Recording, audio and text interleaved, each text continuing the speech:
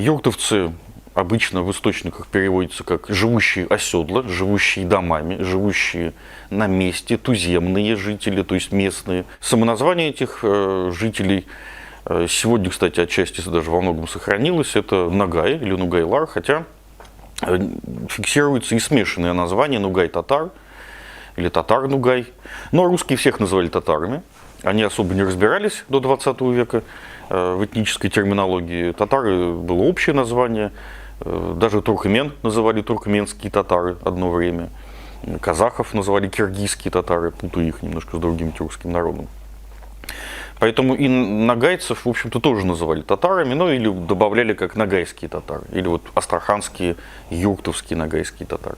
Только в 20 веке, в общем-то, начинается вот, ну, благодаря науке, конечно же, да, более точное наименование тех или иных тюркских народов, ну и не только тюркских народов.